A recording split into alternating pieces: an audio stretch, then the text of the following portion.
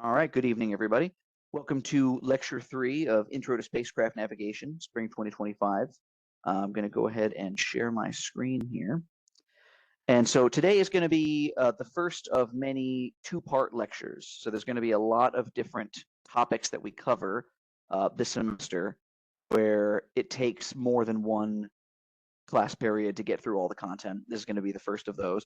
And we're going to be talking about attitude or attitude representation today. And it's going to take all of today and then all of Thursday as well. So I'm looking for a brave volunteer for me to ask a question, and then you're going to look, well, maybe you won't look dumb. Maybe you actually know the answer to this question. It's not exactly an unanswerable question, but it's tricky.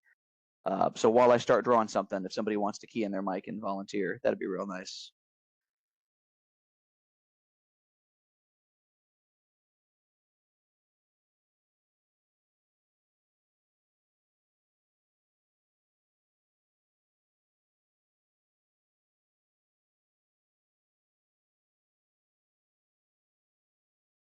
No takers today?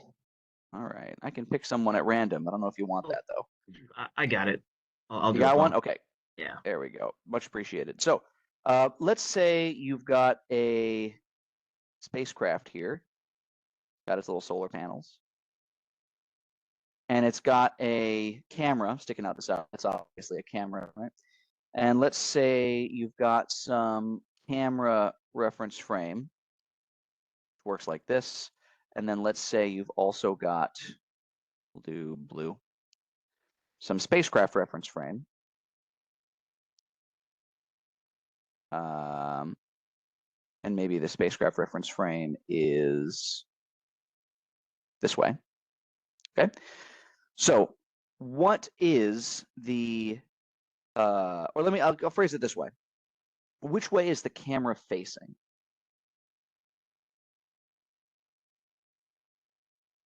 Excellent question. I would say wherever the aperture is pointing. I mean, Okay. you have to So, define that yourself. yeah, so let's say there's a camera aperture right here with the bore sight is pointing out along this vector here. We'll label it B temporarily. Okay. So the bore sight vector, there's that one. Then there's also the other, axes of the frame. How do we describe which way the camera is pointing? Well, I guess if it's in the camera's reference frame, I guess we could use that and create some sort of like radial vector. That's the sum of like the B and the two unknown coordinate system bits together. It's like Okay. a resultant vector. Okay, I think I see where you're going with this. So let's say here, let me add a few other characters here. So let's say this is the body reference frame, and I typically use all caps when I'm describing a frame. This is the spacecraft body frame. And then let's say this is the camera frame. And then let's further say that there's floating out here in space is the ICRF frame, which should be familiar from last class, right? So you've got these three reference frames, the camera frame, the body frame, the ICRF frame. Do you see how, if you can describe the relationship between these frames, that's kind of like the orientation equivalent of saying, a vector has a tail point and an end point, and it's the difference between these 2 points gives you your vector. You kind of see the analog that I'm going for there?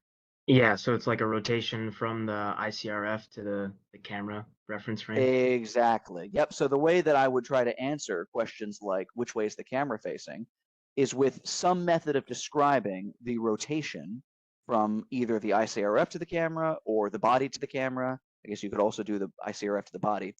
But the point that I'm getting at here is that you can't really talk about attitudes on their own. You have to talk about it as a rotation from some global set of reference frames. And so good, very, very good walking through that mental exercise. Now for bonus points, are you familiar with any methods of describing relative orientation? And no is a perfectly valid answer. We're going to go through like 5 of them.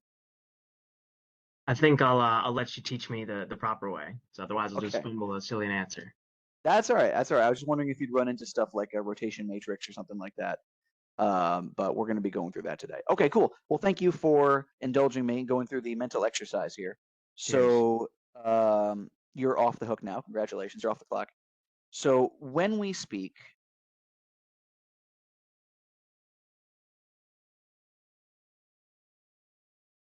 of spacecraft attitude, and by the way, attitude does not mean like it talks back to you or gives you a hard time. Attitude means orientation. So it's another word for orientation. When we speak of spacecraft attitude, we're really speaking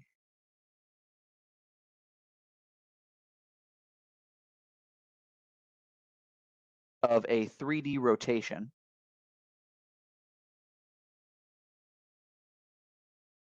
from some other frame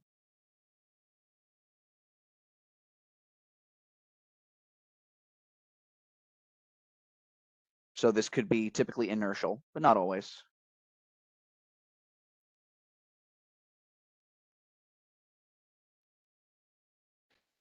to a frame fixed in the spacecraft body, instrument, etc. So in the language of the frames that we learned last class, right? So I'll leave this up for a second while you're catching up with my poorly handwritten notes here.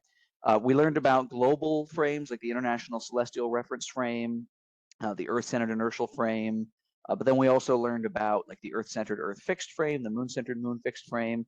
But then we also learned that you could just have a frame defined in the spacecraft body, a frame defined in a spacecraft camera, or some other instrument. So great, that's all well and good. But when the time comes to answer which way is the camera facing, what we're really doing is describing a rotation from the ICRF frame, or take your pick, to the camera frame. Okay. So that's really what we're after here. So this is where I want to make a point, and I'm going to make this point again later. The robotics community, those of you that have taken robotics before, the robotics community typically uses what are called active rotations. So you could think of this as static frame, moving vector. So we need to find the rotation that takes a vector. Maybe that's the vector from the base of the robot to the end effector. And we have some static world frame that we're operating in. We need to find a rotation that moves the vector from one orientation that we like to a different orientation that we like. So the vector is moving. The difference is the navigation community, or the GNNC community, which is us in this case, typically uses passive rotations.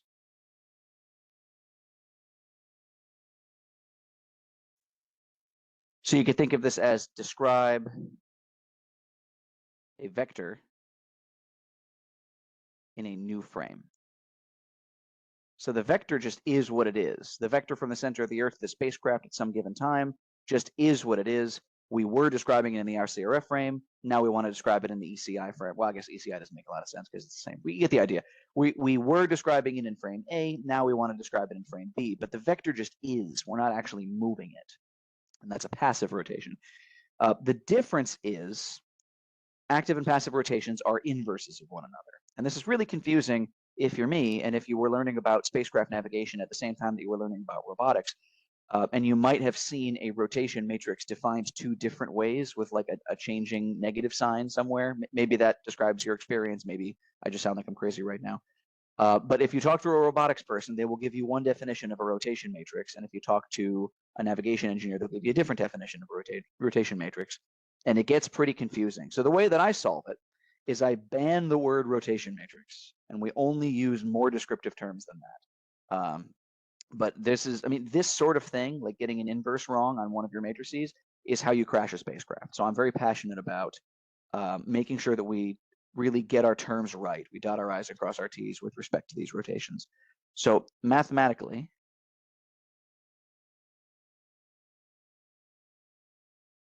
active and passive rotations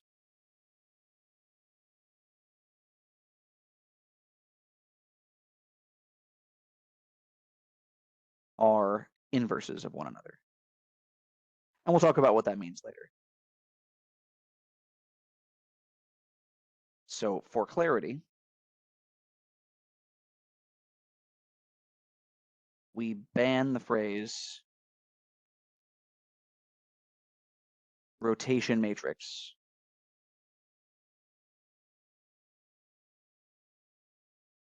in this class because it's too ambiguous. So if you say the words rotation matrix to me, I'm going to take 1 point off your home. I'm just kidding. I'm not going to actually dock you, but I might be annoying about it. So we're not going to call it a rotation matrix. Now we are going to use that mathematical construct. We're going to call it something different, and we're going to be very careful about our terminology.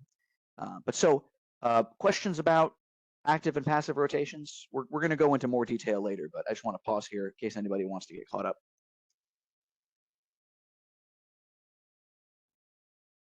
Okay, cool. So quick aside, and I think we talked about this last class, just a quick aside,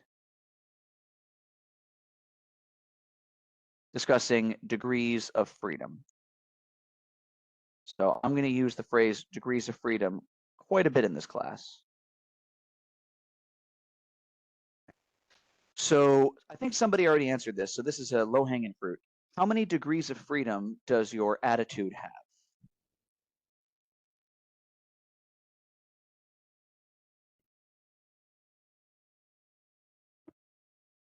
Oh, so we talked about states, how there's position, velocity, and attitude, but just the attitude part. There's not 9 degrees of freedom. There's 3 degrees of freedom. Very good. Yep. And we'll talk about what those are in a second. Now, in two dimensions, right? If you're doing a 2-dimensional thing, then you could think of it as your angle from north. If this is north, then in 2 degrees, sorry, 2 degrees. In 2 dimensions, attitude is a 1-dimensional or 1 degree of freedom construct, if that makes sense. It's just an angle, right? Your angle from north, your angle from the x-axis, however you want to describe it. That's when you're in 2D. In 3D, we've got 3 degrees of freedom. So you could think of this as, for example, if you're more familiar with aero, control surfaces on an airplane, you might think of like roll, pitch, and yaw. And we'll talk about those, if not today, then on Thursday. You could also think about this in terms of maybe the azimuth and the elevation to describe a rotation axis and then a rotation angle. So my point is you need 3 numbers to tell the story.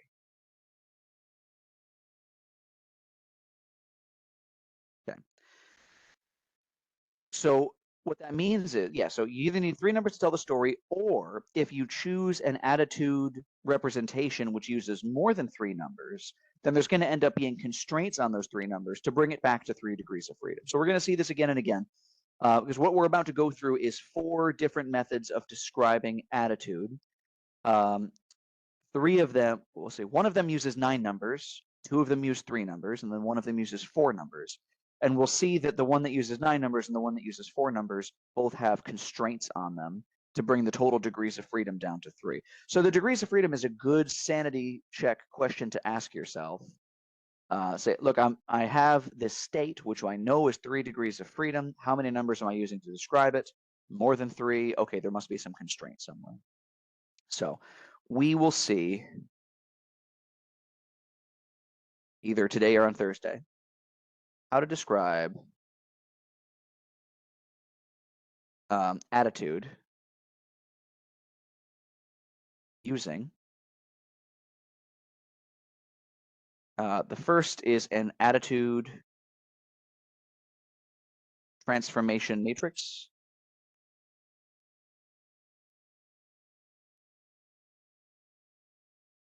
The second is Euler angles. So think roll, pitch, and yaw.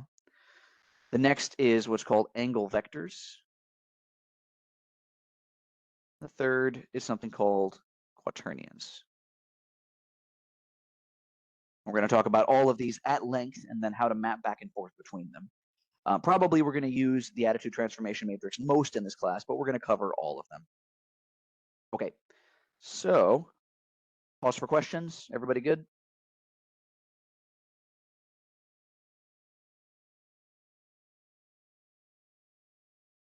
All right, so the next section is on attitude transformation matrices. Okay. So first of all, I'll start with this. An attitude transformation matrix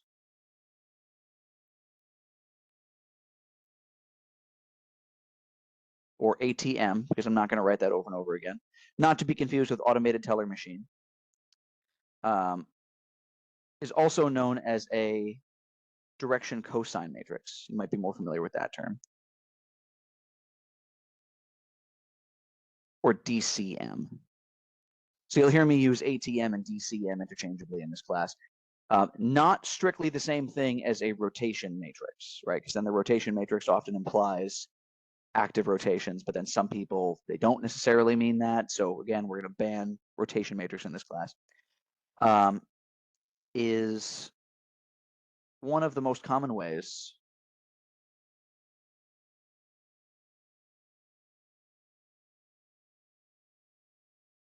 in linear algebra to express a rotation. Okay. So in 3D space, an ATM is a 3 by 3 orthonormal matrix. Okay. So let's break that down. Orthonormal. So we have mutually orthogonal vectors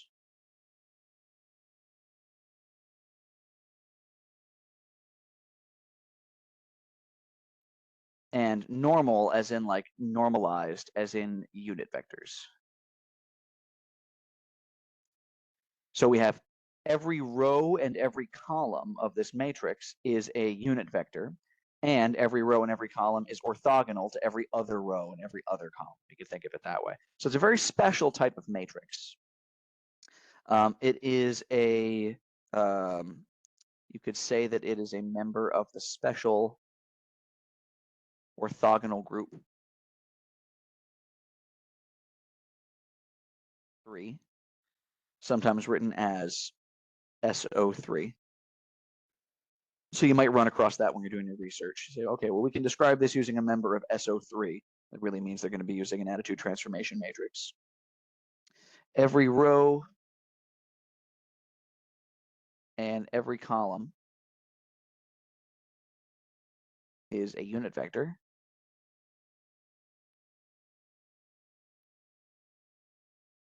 And mutually orthogonal.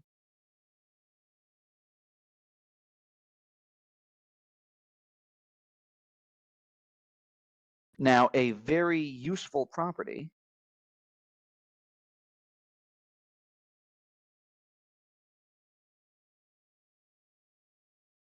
of a member of SO3 is that its inverse equals its transpose. So those of you that are sick and tired of inverting matrices, or maybe you did a whole bunch of that by hand in linear algebra, we're not doing any of that in this class. So if you take a matrix, which is a member of SO3, an attitude transformation matrix or a direction cosine matrix, and you transpose that matrix, you now have the inverse. So you can kind of think of it as if you transpose the matrix, you're no longer describing the mapping from frame A to frame B. You're describing the mapping from frame B to frame A. So you're kind of undoing the rotation. So a matrix times its transpose is just nothing. It's the identity matrix, right? So it's kind of the number 1 in terms of a 3x3 matrix.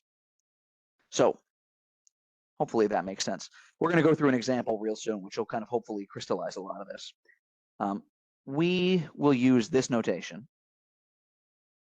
We will use the notation, which may be different than some of what you've seen before, that an attitude transformation matrix, that's supposed to be that. Okay, that was a fail of my handwriting.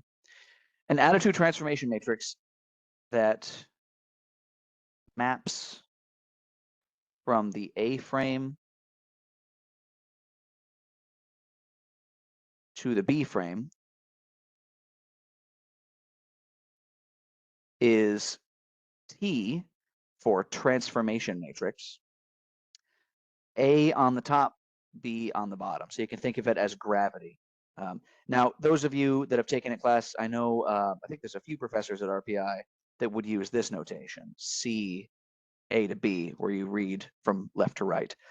So these are equivalent in this case, but just for the sake of this class, and we don't want to confuse people, we're only going to do it the one way. We're going to use the letter T, A on the top, B on the bottom. That is our preferred notation. So in other words, you could take a vector, say some vector P, which is expressed in the A frame, and we multiply that by the attitude transformation matrix, which takes you from the A frame to the B frame, and that gets you the vector P in the B frame. That's how we're going to write that, where P is a 3x1. Oh, sorry, not a unit vector, just a vector. P is just some 3x1 vector, maybe like position. So as a reminder, P isn't moving. The vector P just is, and we're describing it in a new frame. So some people refer to this as a frame transformation. Right? I just want to hammer that home. P, we're not actually moving the vector P. It just is what it is. Okay, so pause for questions. I'm about to go through an example. So if you've never seen a direction cosine matrix before, hopefully it's going to make worlds more sense in a minute. If you have seen them before, hopefully this all seems familiar. But does anybody feel hopelessly lost? We can go through and explain some things if we need to.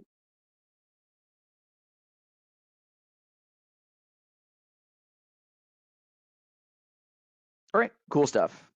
On to an example. So, example. Simple rotation about the z-axis. Getting better at horizontal lines, if I do say so myself. Okay. So consider a vector P, which can be described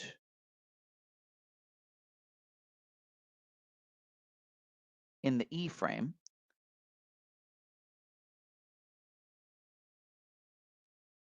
or in the U frame. So there's two frames at play here.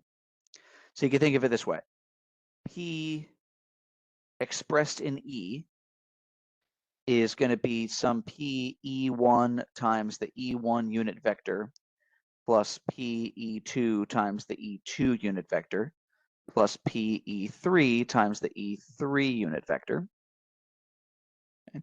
And then P expressed in the U frame would be some PU1 times the U1 unit vector plus PU2 times the U2 unit vector plus PU3 times the U3 unit vector. So it's some linear combination of these unit vectors. You can think of it as some amount in the X, some amount in the Y, some amount in the Z. It's just a different X, Y, and Z. So because of that, this vector P is going to have a different number for PE1 as it does for PU1, probably. Now, not necessarily, right? There could be aligned vectors, but you could have three numbers which are totally different from these three numbers, but it's the same vector because of the way that the frames align with each other. Okay. Now, also, just want to be clear, my notation is that this hat indicates a unit vector. So just really quick, a hat, that hat indicates a unit vector. Just to be clear, that's what that means. Okay, so suppose the E frame and the U frame are related as follows.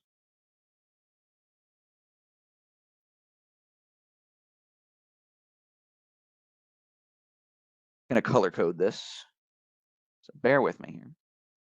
Let's use, I'm feeling green for E and purple for U. Just kind of seems right to me. There we go. So here is the E frame. This is the E1 direction. This is the E2 direction. And then we've got E3 direction is out of the page. So that's kind of what the circle means here. Okay. Oh, there we go. Now let's say that the U frame is rotated.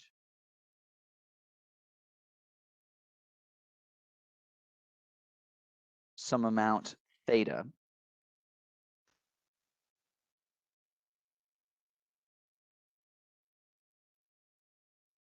Such that the U1 vector is up here.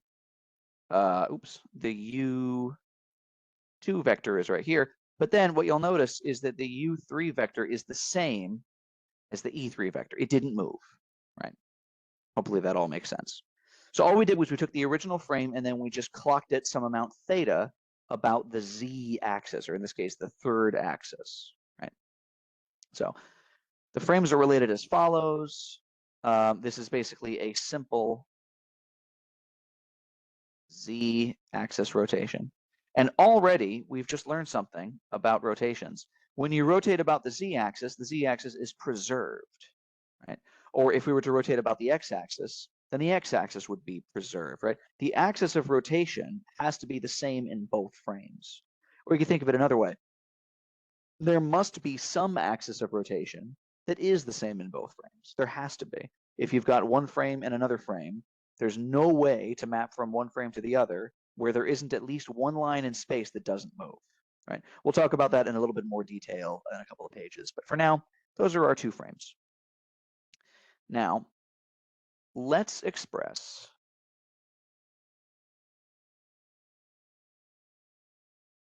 the U basis vectors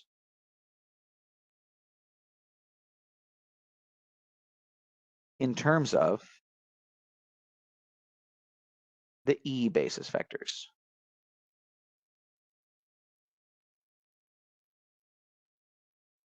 Okay, so what do I mean by that? I'll take a brave volunteer. So U1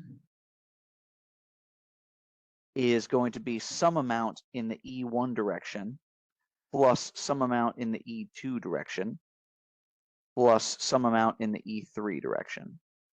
Someone want to hazard a guess at this? I know it's going to be 0 in the E3 direction because they're the same. Exactly. And then I'm going with cosine of theta E1, sine of theta E2. Very good. Very good. Excellent. So you can think of it this way. When you've got a vector floating in space and you want to project it onto the x-axis, or in this case, the one axis, that's with the cosine kind of operation. And then if you were to project it this way, it would be with the sine operation. So projecting onto the vertical axis gives you sine, projecting onto the horizontal axis gives you cosine. So in this case, U1 is cosine of theta in the E1 direction. It is sine of theta in the E2 direction. And it is not pointing at any way, shape, or form in the E3 direction. Very good. So I'll take a different volunteer. What about U2? Maybe you start to see the pattern here.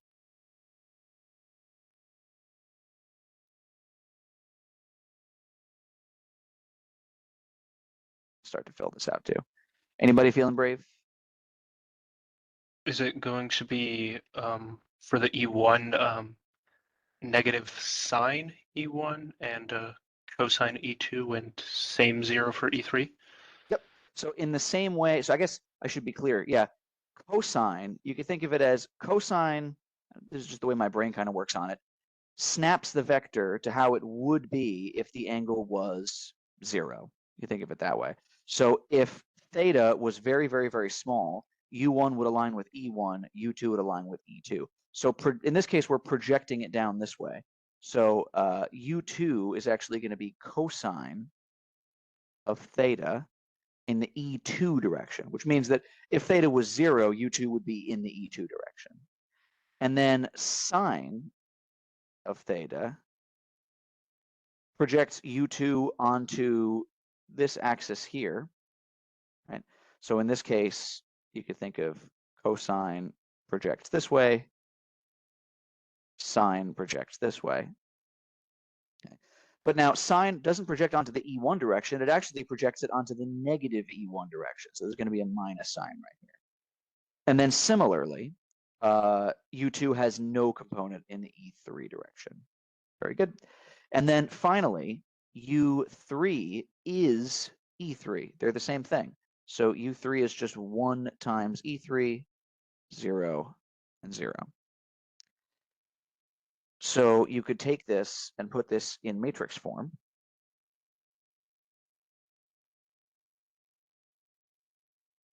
You could think of it as U1, U2,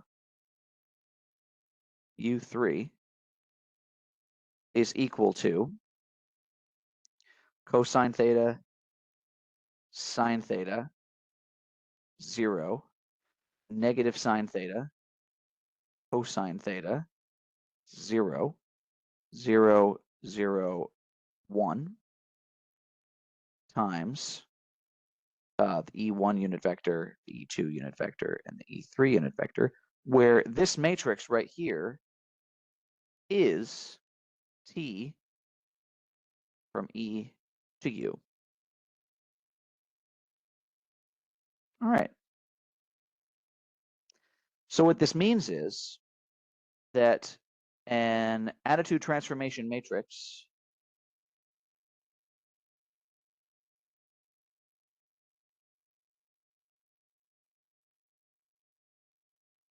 is nothing more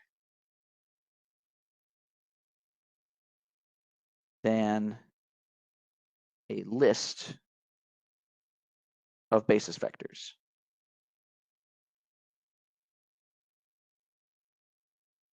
So we describe U1 in the E frame, we describe U2 in the E frame, we describe U3 in the E frame, and then we stack them, and there's our matrix. And that describes the mapping from the E frame to the U frame. So now we could say, okay, if we had some vector in the E frame, astronomic observation using spherical frames. Okay, I might have you key in your microphone because I didn't read the whole thing.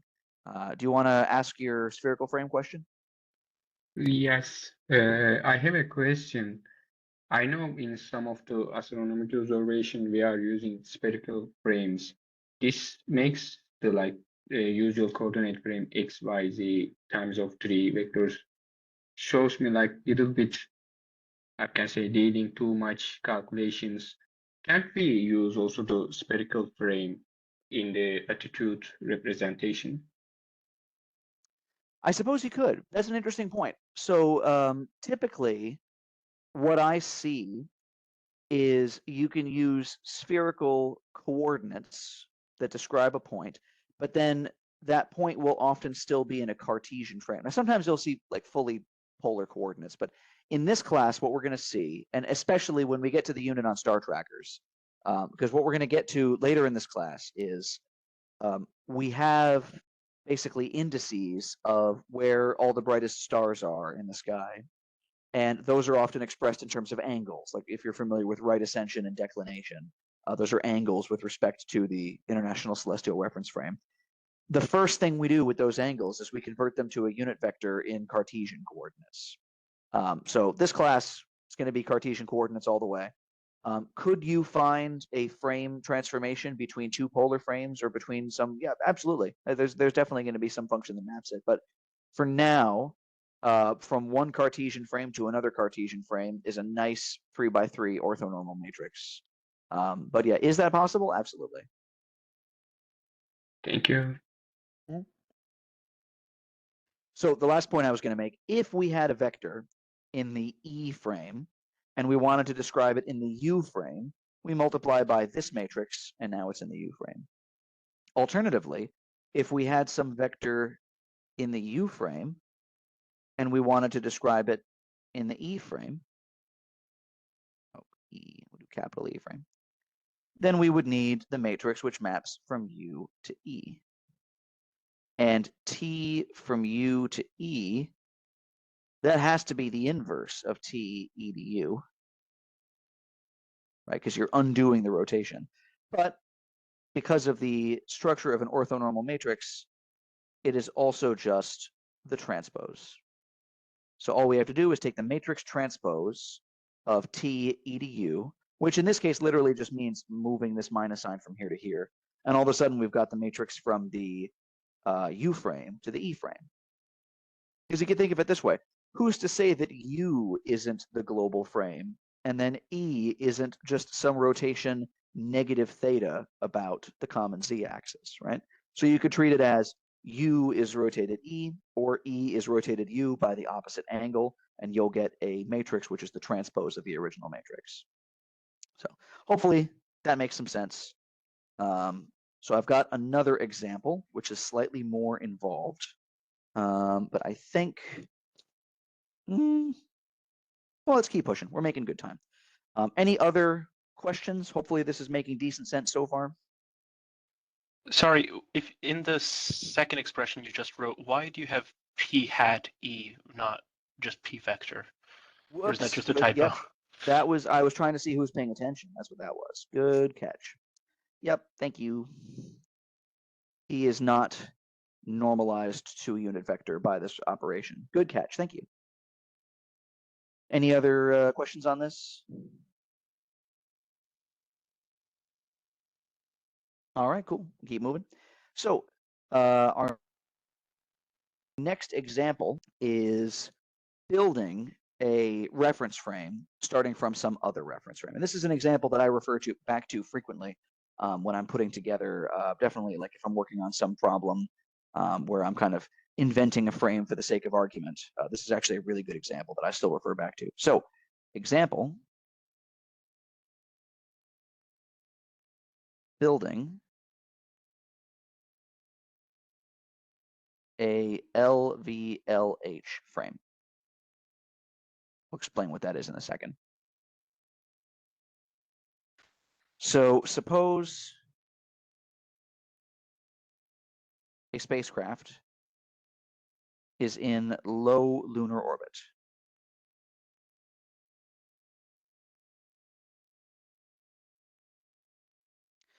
And it has a sensor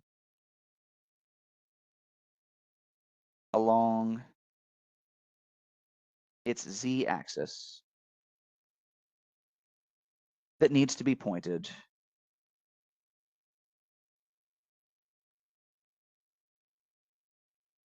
nadir, which is a fancy word for straight down. It's kind of tough to say which way down is in space, so it's like towards the center of mass of the body you're orbiting is nadir. You think of that as down. So we want the z-axis to point down. It is also desired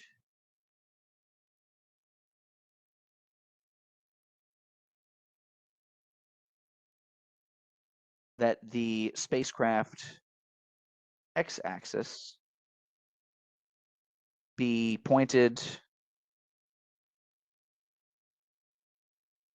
prograde, which is to say in the direction of motion, as much as possible.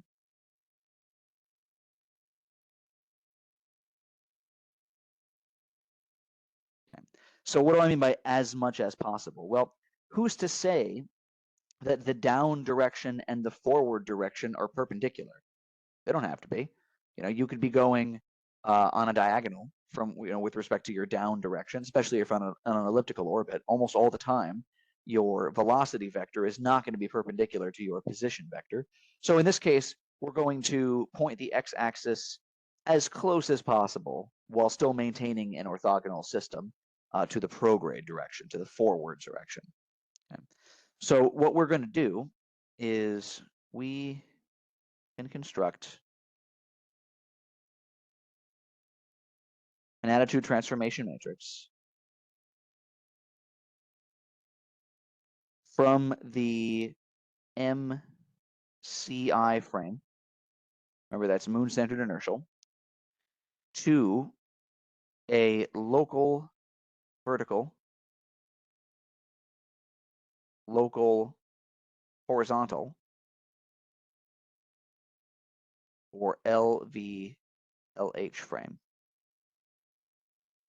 So you could think of it as the z-axis is pointing down, so that's kind of like the negative local vertical direction.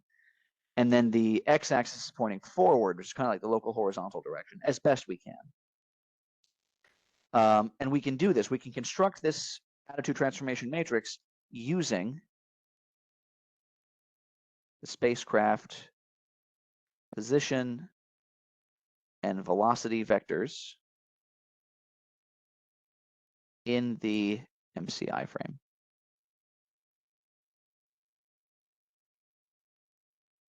All right. So let's draw some pictures here. Let's say we've got some moon reference frame. Actually, let's do this. Sorry, if you just drew a frame, don't erase it. I'm just going to change the color. I'm going to do gray. So here's the moon. And then here's the moon reference frame. So we're going to call this M1, M2, M3, and that's the MCI frame. And then let's do maybe red for the spacecraft frame. Well, we'll start with this. So let's say there's some spacecraft, which again is going to be a square with some solar panels. And let's say it's got a little instrument right here, that's its looking direction. And we want the thing to be looking straight down opposite its position vector. And we also know the thing has some velocity vector, which is this way. So there's its velocity vector, there's its position vector. And what we want to do is use this to construct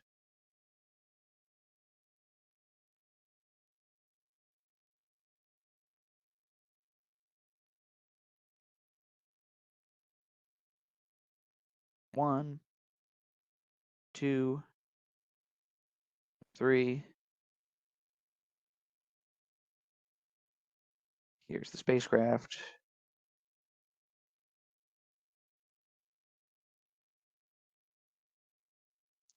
And here's our local vertical, local horizontal frame. So the z direction is going to be pointed down. So maybe we'll call this the EZ direction. And then if the velocity vector is this way, it's kind of tough to see in my not amazing diagram here. We're kind of not exactly along the local velocity vector, but the best we can do is to put the x direction this way. And then finally, the EY direction, so you can think of it as x cross y is z, EY needs to be into the page, if that makes sense.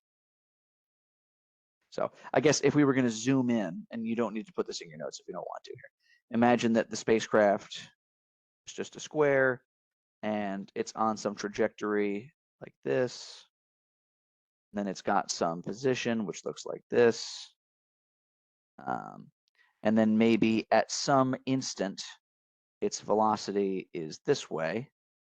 Oh, didn't draw that so well, because in this case, the velocity is the forward direction. Try one more time. There. maybe we suppose that its trajectory looks like this. So at this exact instant in time, its velocity is this way, but its position is this way. Well, in that case, then the x direction is going to be this way. You could think of it as we're projecting the v direction onto the plane perpendicular to the position direction. That's kind of what I'm going for here. So hopefully that makes some sense. If it doesn't, it'll be clear in a minute.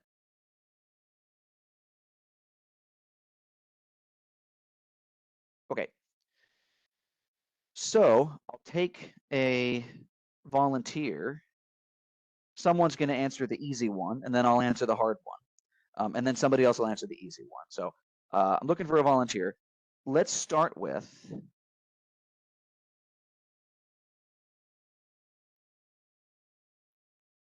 EZ. And that's not a pun, that's the easy one.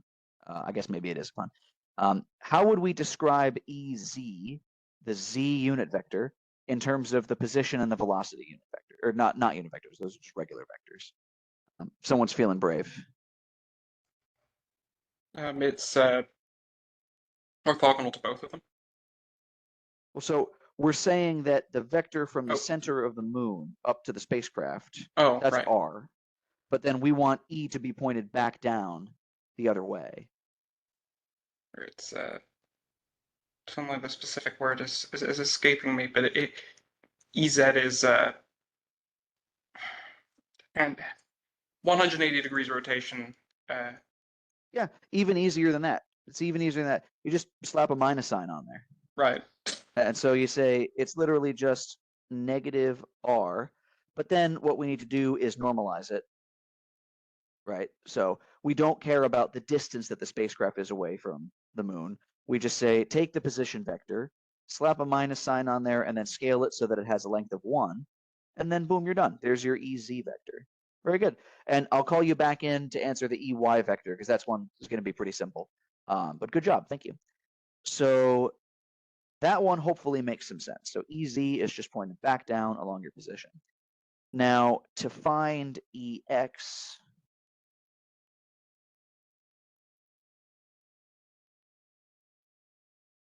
this one's a bit trickier. We want the projection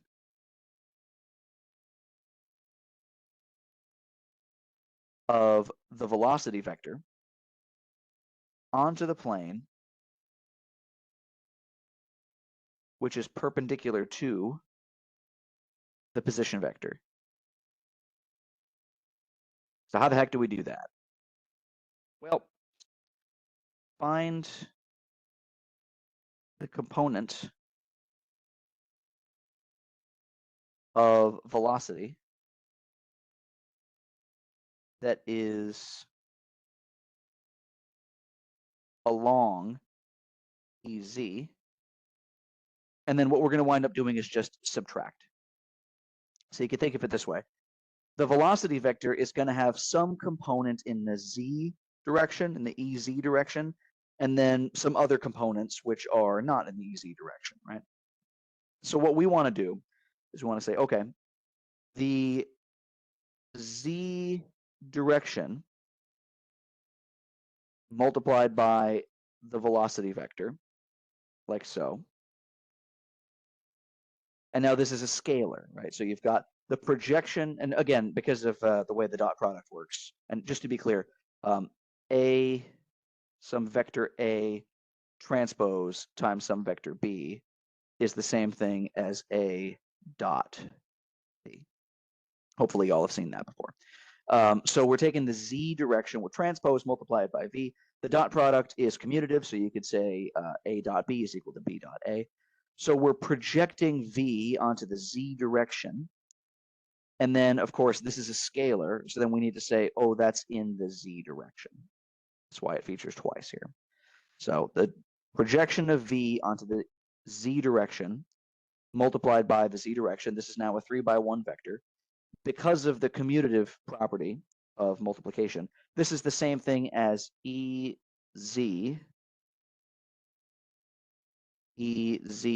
transpose V. So whatever part of velocity is along the z direction is z transpose v. Now we're not done yet. We did not answer the question. We found the part of velocity that is along z. We want all of the velocity that isn't along z. Okay, so what remains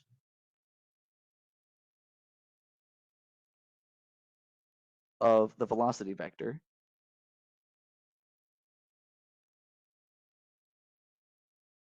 is perpendicular to the z direction. Okay, so I'm going to introduce some temporary intermediate term u. You can just bear with me for a minute. U is something that is a means to an end. It's not our final answer, but u is going to be your velocity minus ez transpose times velocity. Or you could write this as the identity matrix minus ez transpose times v. So this whole matrix here, I 3 by 3 minus ez transpose, this is going to be a 3 by 3 matrix. V is going to be a 3 by 1 vector, and then u is going to be a 3 by 1 vector. And this matrix says all of v that isn't along z. That's all it does. Where I 3 by 3, hopefully you've seen this before, is essentially the matrix equivalent of the number 1.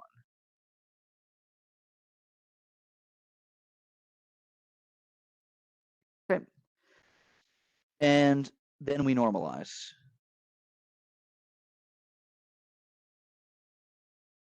So we're going to say that Ex is u divided by the norm of u. Right?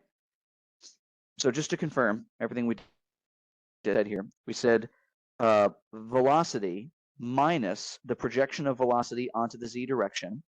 Whatever's left over is whatever part of the velocity was not pointing along the z direction. We take that, normalize it, that gives us the x direction. All right. And so I can't remember who it was that spoke up for the z direction, but we've got one more. Good. Okay, we got one more, Peter. So finally, we find the y direction by, how does that work? You take the cross product of the two vectors you already have.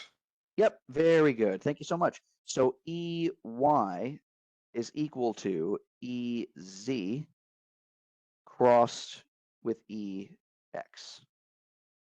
And just in general, I like to do this. I like to say 1, 2, 3, cross, cross, cross. 1 crossed with 2 gives you 3, 3 crossed with 1 gives you 2, 2 crossed with 3 gives you 1. Or if you want to go the other way, 2 crossed with 1 gives you -3, 1 crossed with 3 gives you -2, and then 3 crossed with 2 gives you -1. So in this case, y, or 2, is 3 cross 1. So EY is EZ crossed with EX. And we do this to maintain that it's a right-handed system. So now we know that X cross Y is Z. All right, thank you very much. Good job on both of those, Peter. So we're almost done. We're almost done. Remember, the attitude transformation matrix is just a list of basis vectors. Well, we've got the X direction described in the MCI frame. We've got the Y direction described in the MCI frame. And we've got the Z direction described in the MCI frame.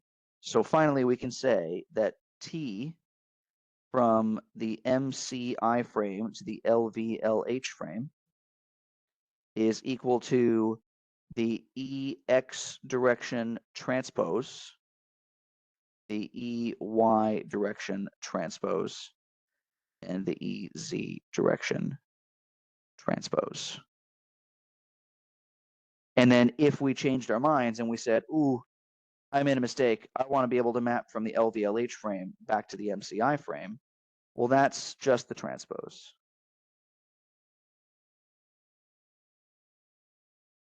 There we go. All right. Questions on that, or are we feeling good?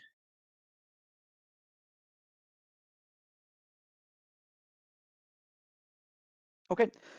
I'm gonna go, let's do this. Let's take about, okay, so it's 6 for me, 7 for you. Let's take a 10-minute break, and then we're gonna burn through 2 more pages of notes, and then that's gonna be it for today. So let's come back at, oh, hang on. I'll see who's in the lobby here in a second. Let's take a break. Back at, for you, it'll be 7:10.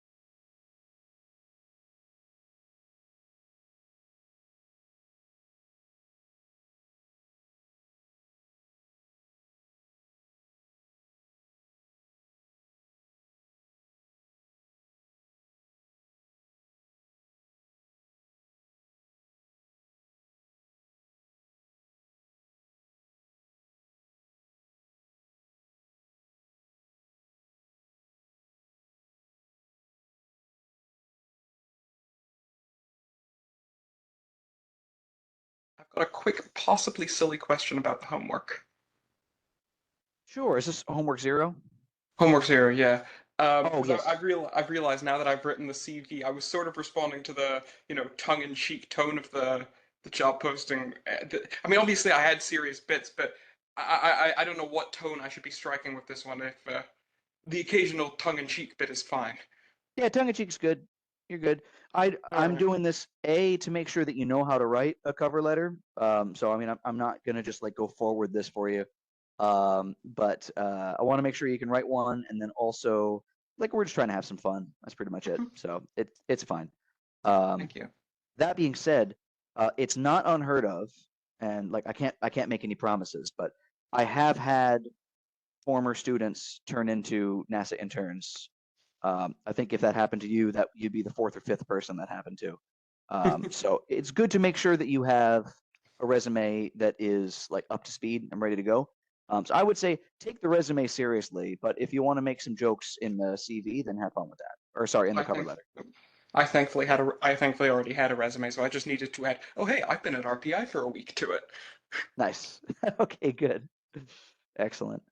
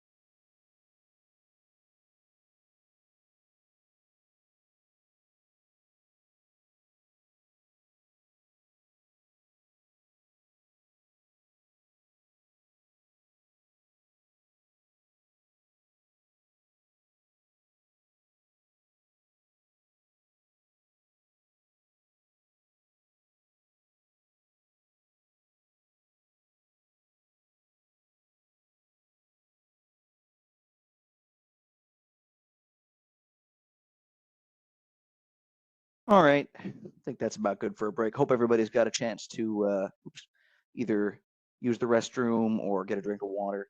So we're going to keep pushing. We're more than halfway through the material for today. And I want to go back, now that we kind of understand direction cosine matrices, attitude transformation matrices, I want to go back and talk about that active versus passive rotation dichotomy. Hopefully that makes a little bit more sense now. So active versus passive attitude. Well, in this case, yeah. Active versus passive, let's say matrices.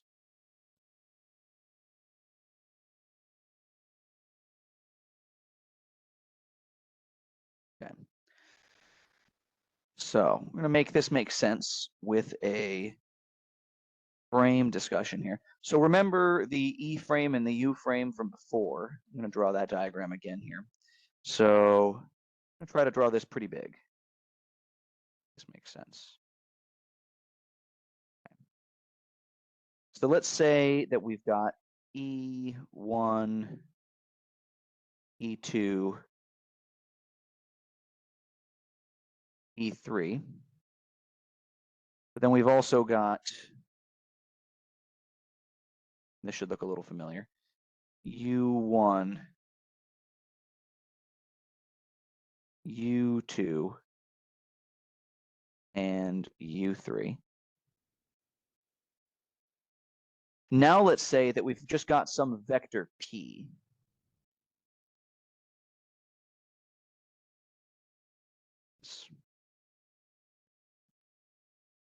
Here's the vector P. Now, if we take P and we project it onto the E frame, we get some length, which we'll call A. And if we project it onto the E1 direction gives you A, project onto the E2 direction, that gives you B. And let's say once again that, like before, these two frames are related by a rotation theta about their mutual Z frame. Okay. Well, now, hopefully I didn't just make this too busy. If you project P down onto the U frame, you're going to get some amount which we'll call alpha. And if you project it over, get some amount we'll call beta. So in other words, P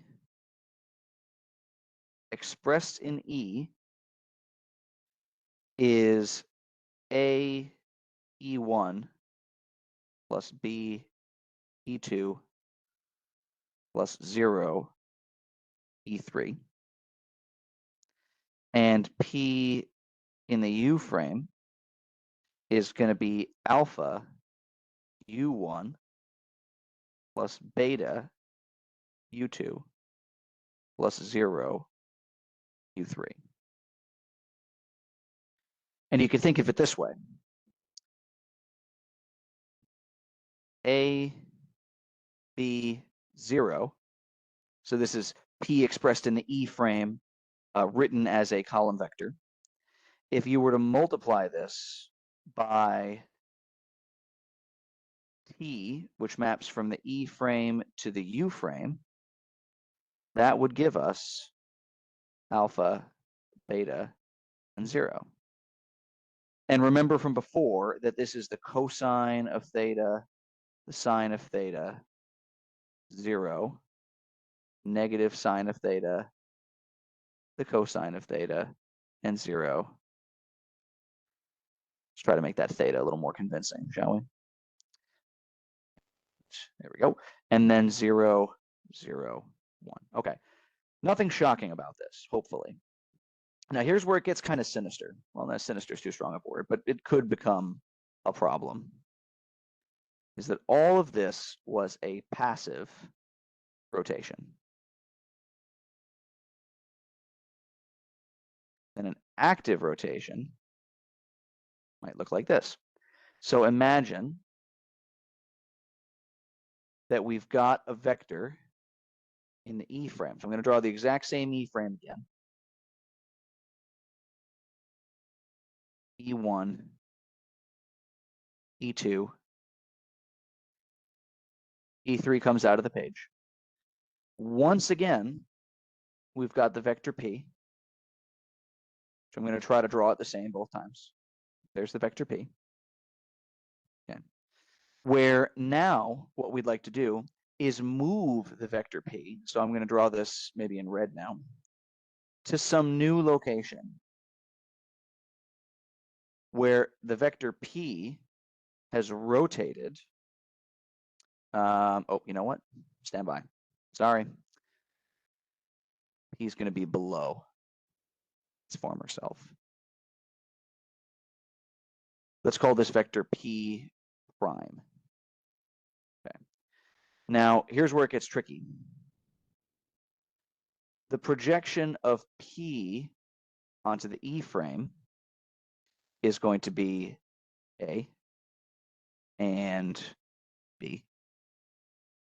But as drawn, P has moved down some amount theta. But because you're rotating about the negative x-axis, because it's a opposite, the normal direction of rotation in this case, we've got a negative angle. So you can really think of this as like a negative rotation. Now, as drawn, it just so happens that this projects to alpha to beta. So you can think of it this way. Again, P in the E direction is A E1 plus B E2 plus 0, 3. But also, P prime in the E direction is alpha E1 plus beta E2 plus 0, E3. So you can think of it this way. A, B, 0, and then this multiplies by some matrix, which gives us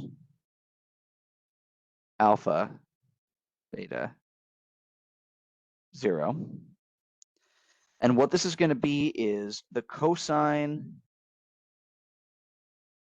of negative theta, because remember, this is really a negative rotation.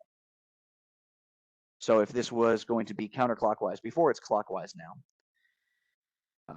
And you know what just occurs to me? I'm going to need a little bit more room. So bear with me.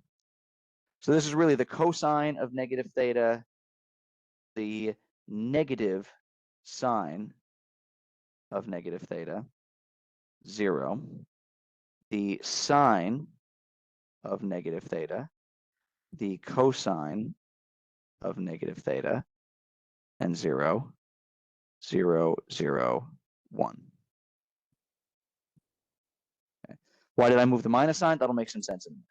But in this case, A, B, 0. If we simplify this, the cosine of negative theta is the same as the cosine of positive theta. The negative sine of negative theta is the same as the sine of theta, and then this is 0. The sine of negative theta is the same as the negative sine of theta. The cosine of negative theta is the same as the cosine of theta, 0, 0, 0, 1, where what this is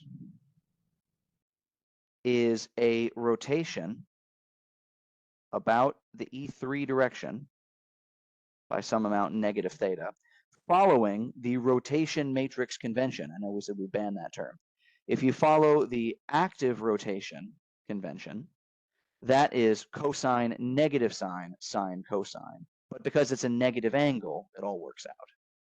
So what I mean to say here is that if you follow the active rotation convention with a negative angle, it is the same as if you follow the passive rotation convention with a positive angle, or vice versa. So the passive rotation and the active rotation have conventions such that they are the opposites of one another. And hopefully this makes sense just based on the diagram. If you move the whole frame some amount theta, or if you move the vector the other way by the same angle, it kind of gets you the same scalar values at the end, alpha, beta, and 0. That's the idea. So because this is so confusing, and because there's a temptation to use the wrong term, and some people went to school and they learned this, and some people went to school and they learned this goes back to why we're going to be banning the term rotation matrix. And we will only be using passive rotations in this class. So to put that into words, an attitude transformation matrix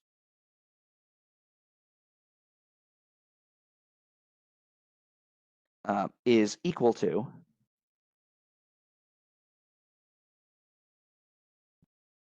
an active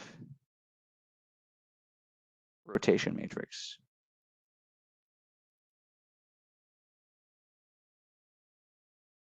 Performing the opposite rotation.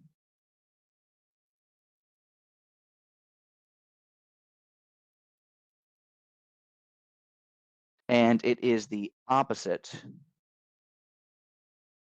of an active rotation matrix, which claims to be performing the same rotation, which is why it's so sinister.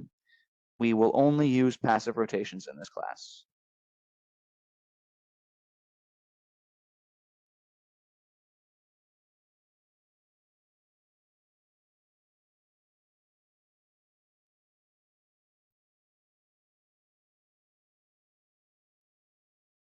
But I like to hammer this home because this is exactly the type of mistake that can crash your spacecraft. If your control system is upside down and backwards from the way that you think it really is, all of a sudden your negative feedback loop is suddenly a positive feedback loop, and you're going to have a bad time, and your mission is not going to succeed. So hopefully this makes sense. Those of you that have taken a robotics course and you've seen the rotation matrix is cosine, negative sine, sine, cosine, your teacher was not wrong. It's just a different convention, and we're going to be using the passive convention. Okay, I think I've beaten that into the ground. Any other questions about passive versus active rotations?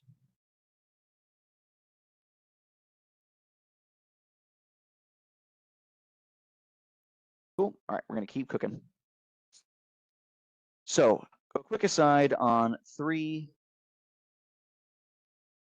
and 4 parameter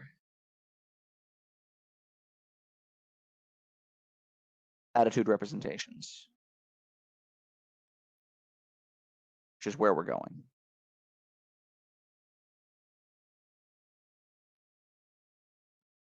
So that was a 9 parameter attitude representation, right? 1, 2, 3, 4, 5, 6, 7, 8, 9 members of a 3 by 3 matrix. But we know that there's only 3 degrees of freedom in there. Really, in this case, it's 1 degree of freedom because we've only been talking about a single rotation about 1 axis theta. It's going to get a little bit more spicy as we move forward. But in general, an attitude transformation matrix is 9 numbers, but there have to be 6 constraints, right? Every row and every column is a unit vector. So there's really only 3 degrees of freedom, only 3 ways that you can kind of wiggle around an attitude transformation matrix. Moving forward, we're going to talk about using only 3 numbers to describe a rotation, or using 4 numbers to describe a rotation. So, attitude, I'm just going to say ATMs. ATMs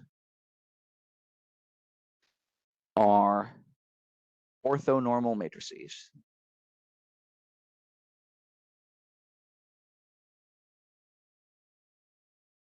So, as a reminder, you've got perpendicular basis vectors.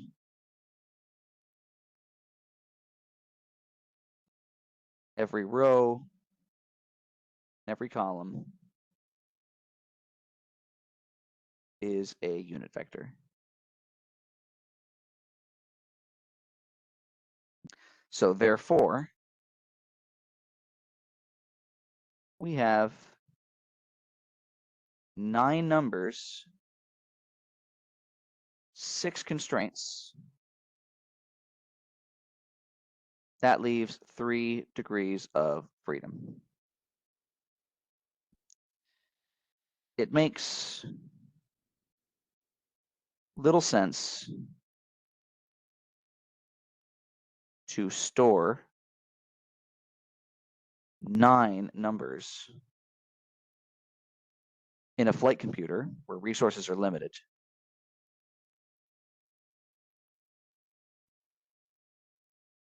When fewer will do the trick.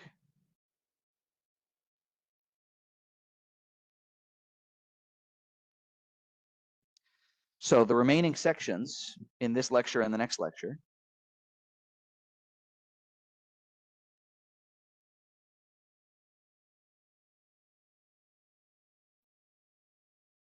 describe methods of expressing attitude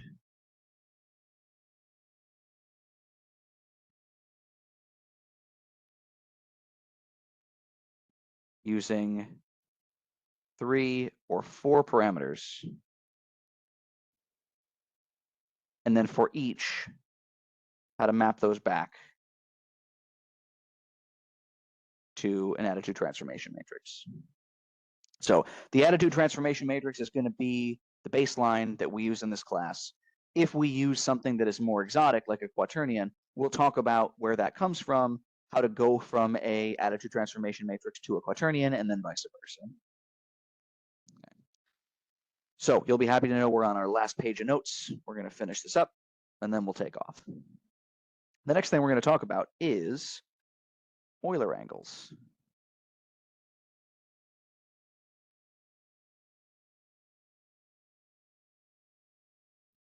Any rotation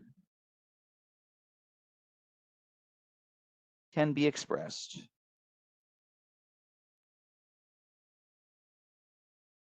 as a product of 3 rotations about what are either body fixed or space fixed axes. So what do I mean by that? Body fixed axis would be actually something that we see a lot of in computer programming or video game design. If you've got an x-axis, which is just, it is what it is, and then a y-axis that just is what it is, and as you rotate, that frame does not rotate with your object that's doing the rotation, that is a space fixed axis. So your x-axis just floats there in space. Now, if as you rotate your body, your object, your vehicle, your x-axis, your y-axis, and your z-axis move with the body, that is a body fixed rotation sequence. We tend to favor those in the aerospace community because you could think of it as, you know, your control surfaces are fixed in your body. There's no way to take an airplane, which is in a bank, and then rotate it about the global x-axis. Like, what the heck does that mean? All I've got are my, you know, elevators, ailerons, and vertical stabilizer. Like, I only have my control surfaces that are aligned with my body fixed axes. So we tend to prefer those in the aerospace community, whereas they tend to prefer space fixed axes or kind of world rotations in the kind of computer programming CS community. So in this class,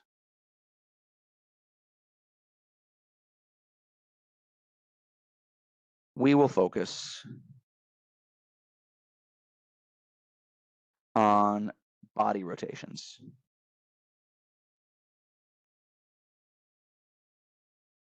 So you can think of it as a spacecraft can use thrusters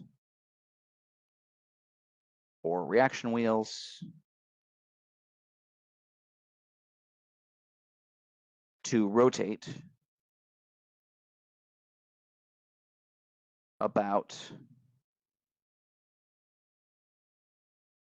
its local x-axis, which moves, not about some arbitrary space x-axis.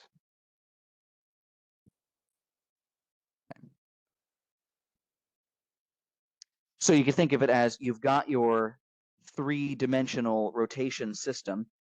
You've got your, for example,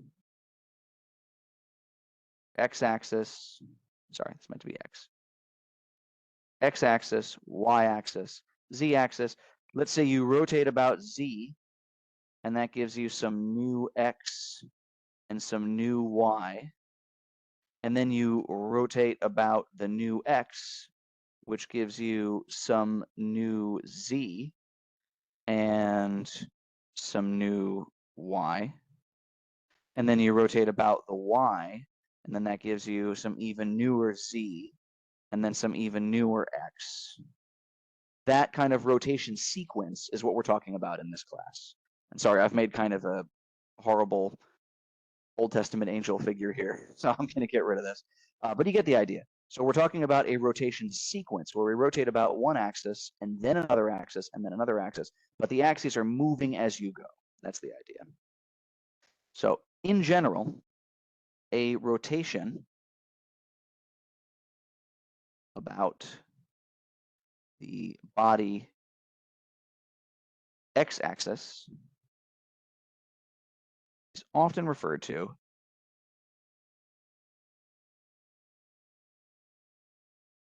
as roll. Think about like rolling an aircraft. Rotation about the y-axis is often referred to as pitch. And rotation about the z-axis is often referred to as yaw. And now you all get to be privileged enough to watch me struggle to draw a Cessna 172 aircraft here. So give me a chance. Okay, it's got a big old wing.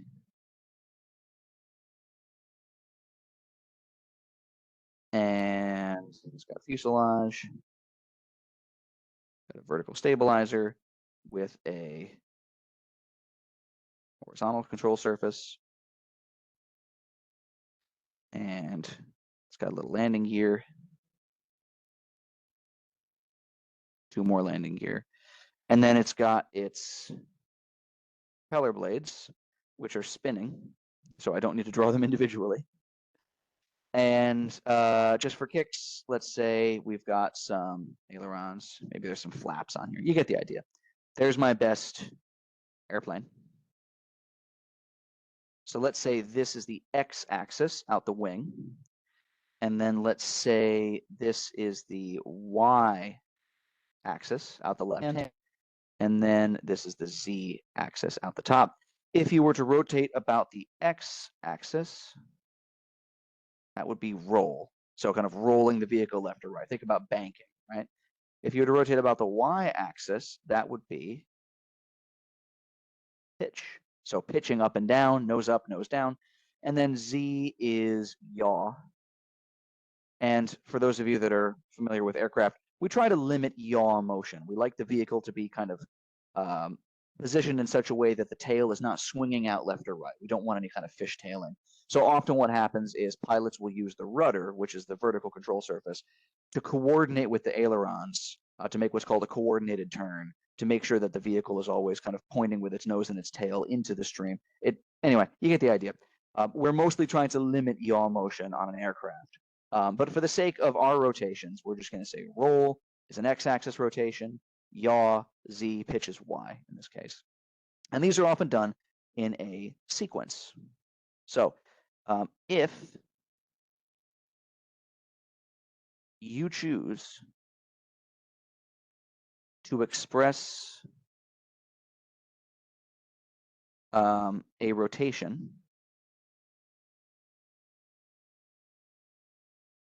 as a roll, then a pitch, then a yaw, this is a X, Y, Z, or 1, 2, 3 rotation sequence.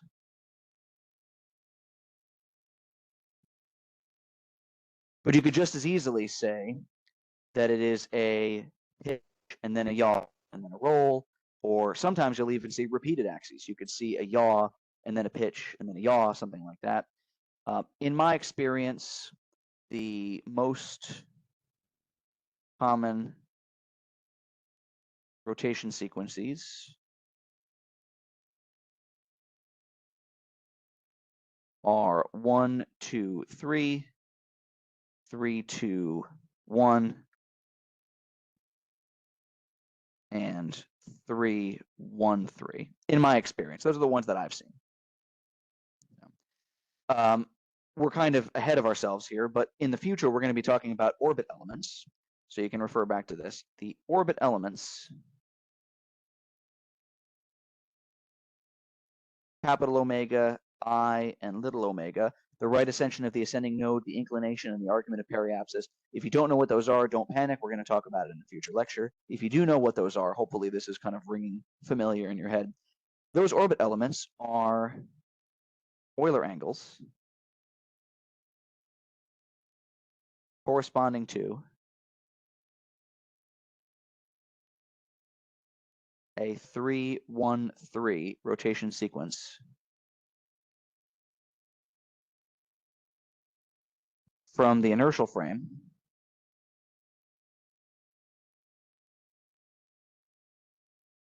ICRF frame to an orbit's parafocal or local frame. So those of you who are familiar with orbital mechanics and the orbit elements, omega, I, and omega, those are Euler angles, and they describe a rotation sequence from your inertial frame to your local frame. So all of this should seem a little bit familiar to you. Now, a rotation, kind of hinted at this before, a rotation about the x-axis will leave all the points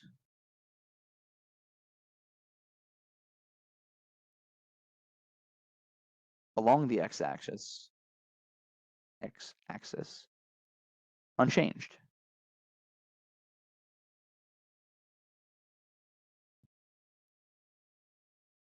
So the new frame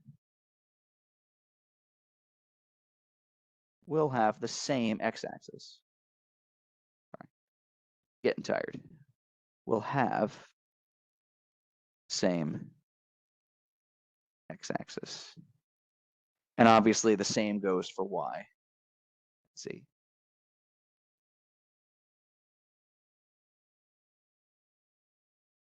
So a rotation about x, some angle theta, is going to be 1, 0, 0. 0 is on this vertical. Cosine of theta, sine of theta, minus sine of theta, cosine of theta. Hopefully my shorthand makes sense here. A rotation about y, some angle theta, is going to be cosine of theta, 0, negative sine of theta, 0, 1, 0, sine of theta, 0, cosine of theta. And then similarly, a rotation about z, some amount theta, should look really familiar because we've already talked about this today. It's going to be cosine theta, negative sine, almost said the wrong one. Cosine theta, sine theta, 0, negative sine theta, cosine theta, 0, 0, 0, 1. Where in this case, when I say cosine theta, I mean sine of theta. And when I say sine theta, I mean the sine of theta. Hopefully that makes sense. So I'm giving these to you without derivation, but you can always go through and convince yourself that this is the case. We've already seen a demonstration of the z-axis rotation. This is the y, and then this is the x-axis rotation. So you can imagine stringing these together. So this will be the last thing that we discuss, and then we'll break for the day. So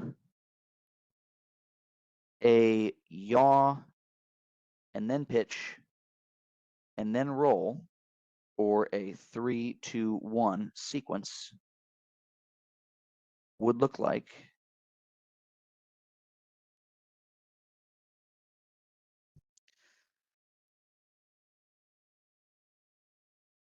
let's say we've got some vector in the A frame, and we want to put it in the B frame. Well, first, we're going to rotate. Let's do it this way.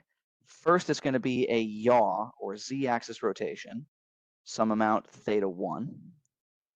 Then it's going to be a pitch, or a y-axis rotation, some amount theta 2. Then it's going to be a roll, or an x-axis rotation, some amount theta 3. And when you're done, you're going to get a vector in the B frame. So all of this is T, A to B. So you could think of it this way. The matrix from the A frame to the B frame is 3 matrices multiplied that look like this. 1, 0, 0, 0, cosine of theta 3, sine of theta 3, 0, negative sine of theta 3, cosine of theta 3. Hopefully that shorthand makes sense.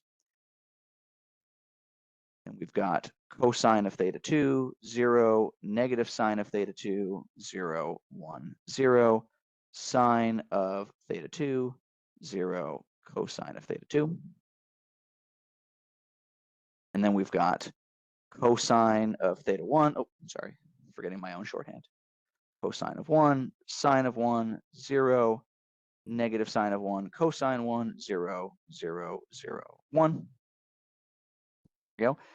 And so remember, we read these right to left. So the first thing that happens to the vector is it's multiplied by this z-axis passive rotation, some amount theta 1, then a y-axis passive rotation, some amount theta 2, then an x-axis passive rotation, some amount theta 3. But you could just multiply this all out. And when you do, you get that T from A to B is some ugly monstrosity, which looks like this. Cosine of theta 1, cosine of theta 2, cosine of theta 1, sine of theta 2, sine of theta 3, minus cosine of theta 3, sine of theta 1. You've got sine of theta 1, sine of theta 3, plus cosine of theta 1, cosine of theta 3, sine of theta 2. And that's one column. Bear with me. Cosine of theta 2, sine of theta 1, cosine of theta 1, cosine of theta 3, plus sine of theta 1, sine of theta 2, sine of theta 3, cosine of theta 3, sine theta 1, sine of theta 2, minus cosine of theta 1, sine of theta 3. And then we've got minus sine of theta 2, cosine of theta 2, sine of theta 3, cosine of theta 2, cosine of theta 3. So this is just what happens when you element by element multiply and expand out those 3 matrices. You get something that's pretty ugly. And you can imagine that you could get a different ugly matrix from A to B if you had used a different rotation sequence, right? So you could just as easily have done an X and then a Y and then Z, or a Z and then a Y and then another Z. It just would be a different matrix when you're done with it. But this is the matrix that maps from the A frame to the B frame, where in this case, Ci is cosine of theta I. Hopefully that makes sense. And then Si is the sine theta I. Okay, that's a little ugly. We're going to leave that alone for now. But the point is that you can do your rotations this way, or you could simply program some function which kind of does these multiplications for you. That's more common. Now I'll make a few more notes and then we'll break. A different rotation sequence would result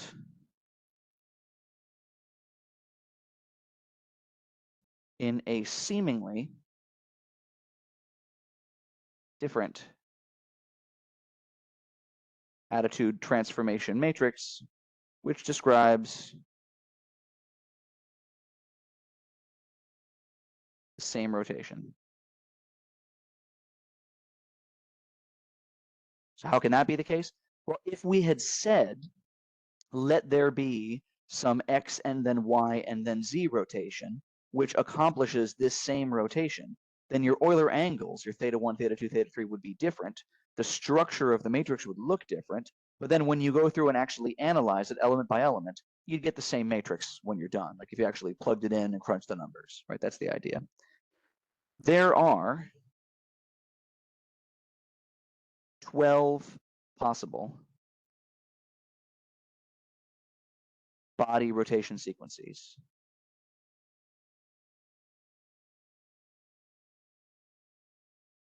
And another 12 possible space rotation sequences. Now, if this is really important, I'm going to star this one. If you or your company or your group that you work with, if you use Euler angles, be absolutely sure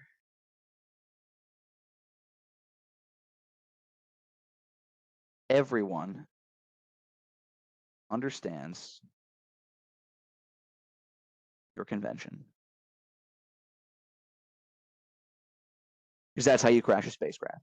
If you think that roll, pitch, yaw means roll and then pitch and then yaw, and your colleague went to school and their teacher taught them that roll, pitch, yaw means pitch and then yaw and then roll, and you don't ask questions and you don't talk about it, you install your sensor upside down and backwards, you crash your spacecraft, right? So you want to make absolutely sure that everyone understands your convention. So this is kind of the upside of Euler angles, is they make intuitive sense. Hopefully this is pretty straightforward. The downside is they're susceptible to differences in opinion, differences in, well, I was taught that it works this way. And they're also susceptible to something called gimbal lock, which we'll talk about at the beginning of next lecture. But I think I've been yapping for long enough. So why don't we break here for today? Anybody have any questions? Otherwise, y'all are dismissed. And thank you so much for bearing with me for lecture 3. We'll finish up our discussion of attitude representations on Thursday in lecture 4.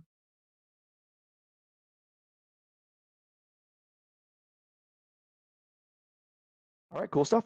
I'll stop the recording, but if anybody has any non-technical questions, you can stick around and I'll be here until everybody's all set.